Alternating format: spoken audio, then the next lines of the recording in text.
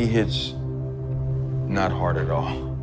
He's one of the softest hitters I've ever been in front of, period. Squeeze that hook.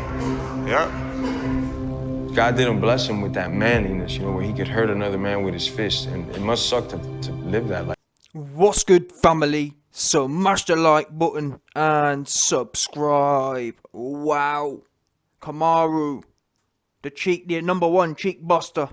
My African dog. Kamaru, the cheek buster. Usman, smoked, memed. Your boy, Jorge Masvidal. Wow, Jorge Masvidal. My man was giving it the big one before the fight, talking a whole gang of ish, doing the most with his mouth. And this often happens. We know that I even did quite a popular video on it when Jorge Masvidal slept Ben Askren. But ever since then, Jorge's head's just got way too big. His mouth's been doing way too much. His head's got way too big. And he started to believe he was something he obviously wasn't. He started to believe he was some sort of saint. Started growing his hair. Going, you know what I mean? One of them ones, trying to go down that whole religious thing. Next thing you know, there weren't a bit of religion to help my man. Usman, slap left hook, right hand down the pipe, and he went limp. Limp as Limp Bizkit. Again, when Jake Paul fought Ben Askren last weekend, I told you, man, listen. Ben Askren was auditioning for Limp Bizkit. Now, a week later, we got another Don rocking up. Masvidal decided he wanted the part. They both of them, man, want to be on the band. They both auditioned for Limp Bizkit. No doubt. He fell back on his leg and then he was soft. Usman was ruthless. You could have left him there. He was chilling nicely. Masvidal wasn't going nowhere. He was tucked in. You know what I'm saying? He was comfortable. One of them ones. Next thing you know, the reign of terror started raining down hammer fists. And actually, I lied. Masvidal wasn't fully. It was a weird one. He definitely was finished. He was well done. But when you watch it back, his automatic nervous system, his parasympathetic nervous system, was actually trying to fight back. It was quite sickening to see. Even though he was fully unconscious, his muscle memory was still half trying to fight. You saw him trying to cover up, trying to scramble back to the feet. It was some weird autopilot. It wasn't fully conscious. It was too slow to be fully conscious. It was like it's half shut down. He was trying to, and the next thing you know, his poor body, his poor central nervous system, his poor muscle memory, it was just trying to. Next thing you know, Masvidal just slapped, just hammer fisted, whatever. You know what I'm saying? It reminds me of the film Terminator. And the robot has bright red eyes, and then as the fight goes on, its eye diminishes, and then at the end, the little bit of light just goes out. That's what Masvidal was like. Masvidal was 100%, his light was bright. Usman clipped him, his light went down to 40%, and then, you know what I'm saying, he was just trying to get back to it, he was trying to catch the shots, and then the hammer fist just made it dimmer and dimmer and dimmer. Each one, you saw his body regress, his movements regress, and ultimately he give up. The robot was dead. There weren't no light anymore. He was just flat out. There wasn't even a bit of fight. There was no. At that point, I spoke to a doctor, and at that point his brain function was zero. There was no brain function going on, nothing. Sometimes when you see people knocked out, you see them breathing heavily in and out. Usman weren't breathing nowhere. He was off. The light was off. The Terminator light was off. And again, like I told you, man, it's interesting because before the fight, he was doing the most. Usman, yeah, I fought him last time and I'm surprised. I've never felt someone with so little power. It's always the way it goes. Same as Ben Askren. Before his Masvidal fight, he was saying the same kind of things. People, when they don't have no respect, they end up getting chipped.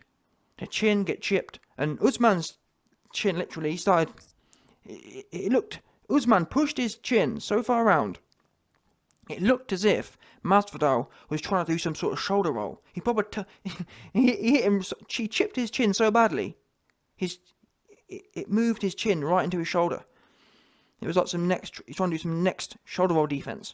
Chipped him, and then his body didn't have no. It was beautiful to watch. One of my favourite, in so many ways, one of my favourite KOs. Obviously, the people who watch the YB, you know, man, my main, most central KOs are the ones where I see someone's chin go 90-degree pivot around the neck. Yeah, when you see someone's chin pivot 90 degrees, it reminds me of a lever. You know, it reminds me of a jackpot lever. You know, you pull it down, it's like a ching, ching. His neck went ching, and that was it. Chipped the chin, scuffed his chin, scuffed his pointy chin. And it just went, yeah, up and down like that, like a lever. Just jolted it. Lever went in, and at point A, at point 1, yeah, when the lever was at rest, he was conscious. It's almost like Usman, by clipping his chin, that's pulling the lever. Usman pulled the lever, and at point B, at point 2, there was not a bit of consciousness. So it's almost like a journey I'm describing. Yeah? Masvidal, he was fighting. He was conscious at point A. Usman throws the right hand. Chips his chin. His chin, like a lever, goes up and down, like a jackpot lever, up and down. His chin went left to right. And it come to rest again. And at that point, he was gone. The consciousness has left his head. It's amazing to see. And then he flopped to the floor. But that wasn't it. You know what I mean? I was already rock hard. Seeing how his head just went left to right. And it just turned him off. It's like a button. Normally we see fights here and people are fighting, they're scrapping back and forth. And that's not... Yeah, it's cool to watch, but it's not beautiful to me. Beautiful to me is when I see one shot and their head goes left to right. And you know what I'm saying? Before his head went left and right, he was fully there. His head goes left and right. It's chipped. The force of the shot on the end of his whiskers sent his head spinning to the other side. And by the time it came back round again, came back to the same position it just left, his consciousness had gone. You understand? And he flopped to the floor. But again, it wasn't just the way his head moved 90 degrees. It's also what happened next, like I described. He then flopped to the floor. And he was his body is just trying to cling on to some sort of reactionary. You could tell Masvidal, and he has always been good at this to be fair, he had so much takedown defense muscle memory built in. His body was just doing it, even though the lever had been pulled. Even though the jackpot lever had chinged already. His body was trying to fight, and then Usman just came along and just really almost, massaged it in. Yeah? Made sure it was well cooked, overdone him. And just pummeled all that life out of him. His poor little Terminator light just went out. There wasn't even a bit of Terminator left. Amazing to see. And he was just slumped on there. No brain activity, no movement, no breathing, just flat.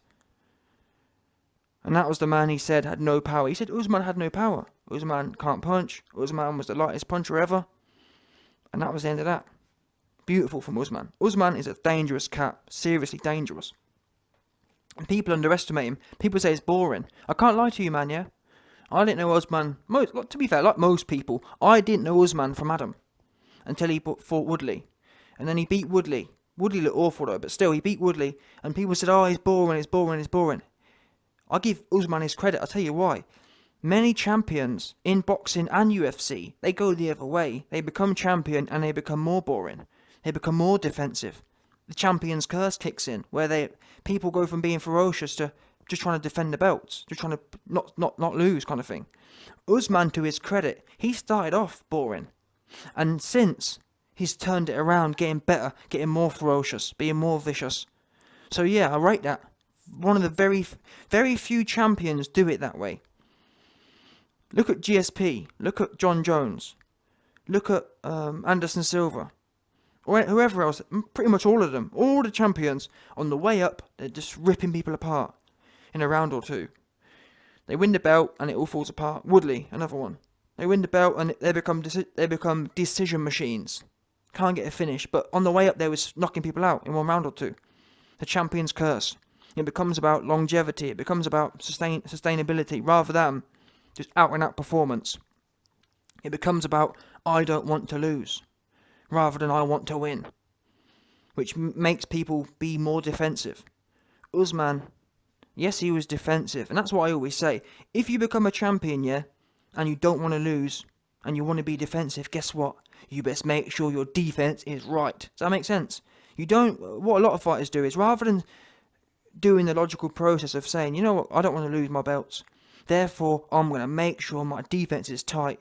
Instead, what most champions do is they say, okay, I don't want to lose my belts, therefore I'll reduce my amount of offense. Does that show you, man, the difference? There's two different mindsets. You can say, I don't want to lose, and therefore I'm going to make sure I'm going to maintain my offense.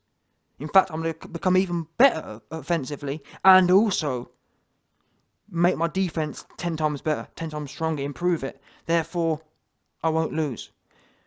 Alternatively, people with bum trainers, they say, well, we don't want to lose. I'll tell you what to do. Let's just cut off our offense.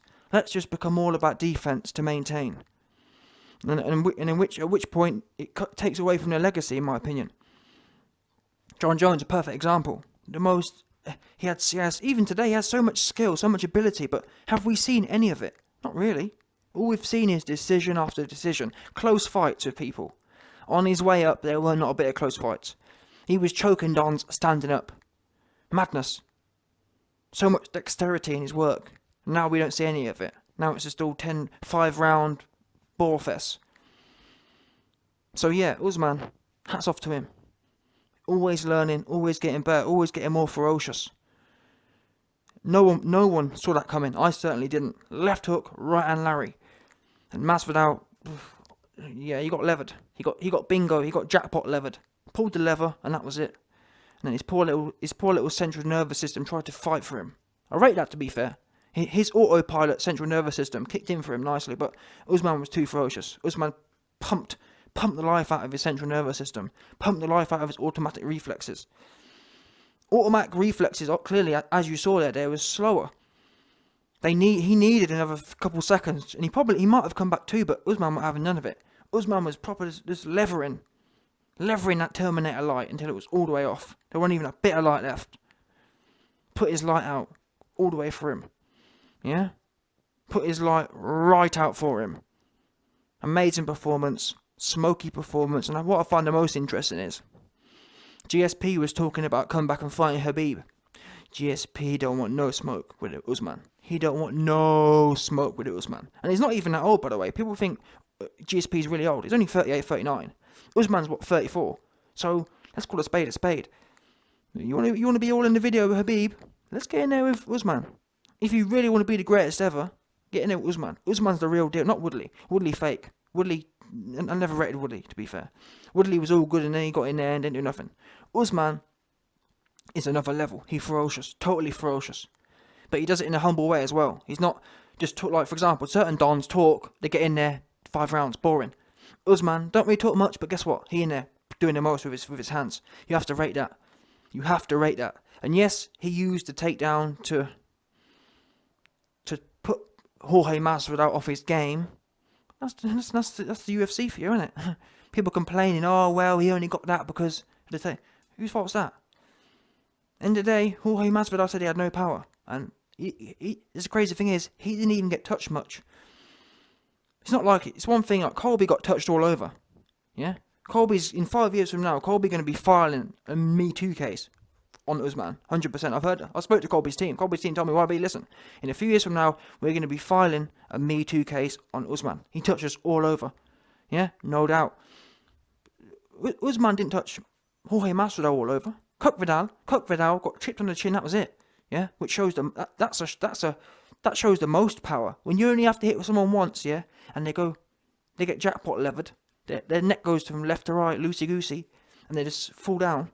There was no breaking the fall either. He just fell into his own shadow. That there's power.com. That's the kind of power the JP has. Pure power. One-shot power is a very rare, very specific kind of power. So Usman is powerful. No doubt.